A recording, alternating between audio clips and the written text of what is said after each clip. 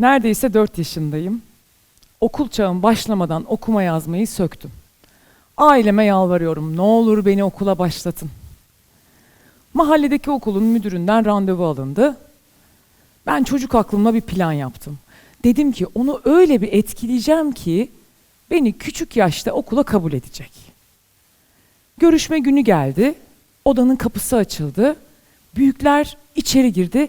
Ben bir adım geride durdum ve hoppa! Girişimi yaptım. Herkes bir an şaşırdı. Ama ben başarıyı garantilediğimden emindim. Nitekim bir sonraki sene ilkokul 1. sınıfın en minik öğrencisi olarak okula başladım. Şimdi zamanı biraz ileri saracağım. Neredeyse 40 yaşındayım.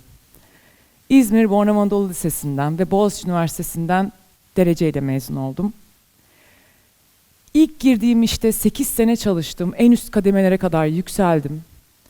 Türkiye'ye ilk kez e-kitap ve tablet bilgisayar teknolojisini getiren firmayı kurdum. Kendi markamla yarısından çoğu kadınlardan oluşan Türkiye'nin ilk akıllı telefon fabrikasını açtım. 2 sene üst üste yılın kadın girişimcisi seçildim. Ve hep hayalini kurduğum Harvard Üniversitesi'nden dünya çapındaki başarılı girişimciler için dizayn edilmiş bir programdan kabulüm geldi.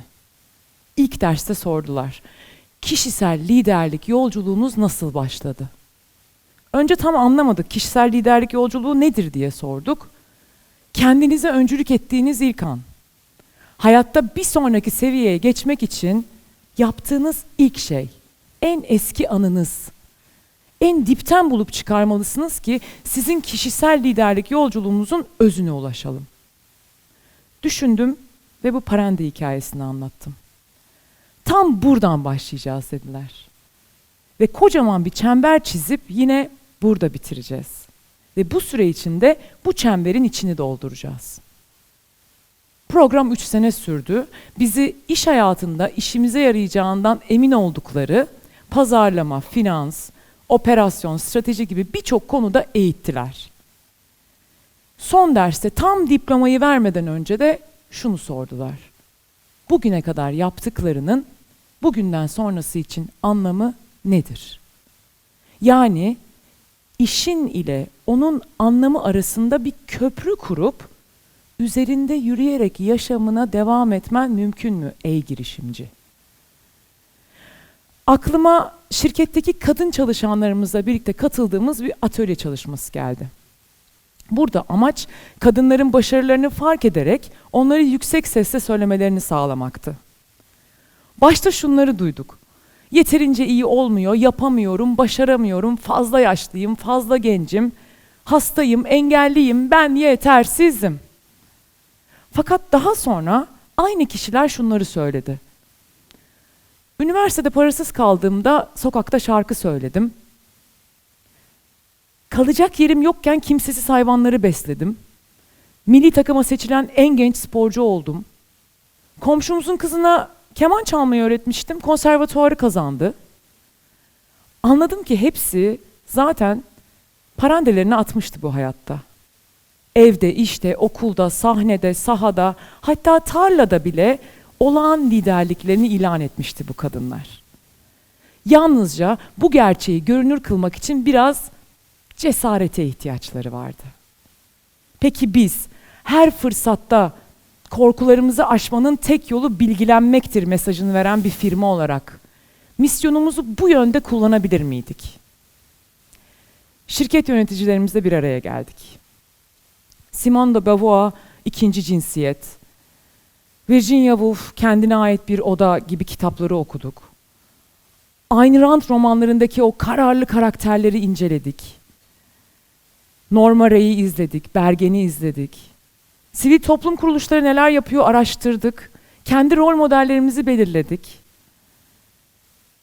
En büyük şanslarımızdan biri de benim kişisel ilham kaynağım, hayata tutunma enerjisiyle beni her daim büyülemiş olan sevgili kız kardeşim Sibel'in de şirket ortaklarımız arasında yer almasıydı. Hep birlikte firmamızın anlam köprüsünü inşa etmeye başladık. Bugün Türkiye'nin mobil teknoloji alanında lider markasıyız. Ve en büyük yerli akıllı telefon üreticisiyiz. Peki bunun anlamı ne Sezen diye sorarsanız, Kızlar Kodlar adı altında bir proje yapıyoruz. Tamamen kendi imkanlarımızla finanse ediyoruz. Ve meslek liselerindeki binlerce kız öğrenciye bilim, teknoloji, mühendislik, sanat ve matematik alanlarını içeren özel bir eğitim modülü sunuyoruz. Onlar kendi geleceklerini kodlasınlar ve o kapılardan içeriye kendi parandeleriyle girsinler diye. Şimdi sizden de bu salonu bir uçak gibi düşünmenizi rica ediyorum. Hepimizi aynı yere taşıyor bu uçak. Tarif eden bir bilet seçip aldık ve buraya geldik. Bugüne kadar yaşadıklarımız ve bildiklerimiz bizi buraya getirdi.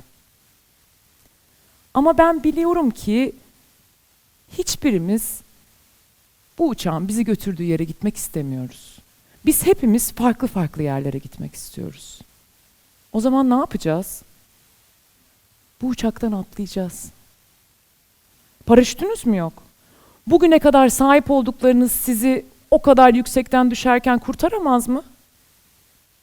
Ama hayatta bir anlam arayışınız var. Ben niye buradayım, ne için varım diyorsunuz. Yaşıyor olmamla yaşamıyor olmam arasında benim dışındaki dünya için ne fark var? İşte o düşünce sizin paraşütünüz. Bugün bu salondan çıkarken o korkunç, uçsuz, bucaksız boşluğa adımınızı atın. İçinizde bekleyen benliğiniz ve dışınızda yaşayan kimliğiniz.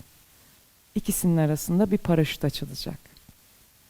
Sizi yavaşça yere indirecek ve siz üzerinde parandelerinizi atacağınız o köprüyü inşa etmeye başlayacaksınız.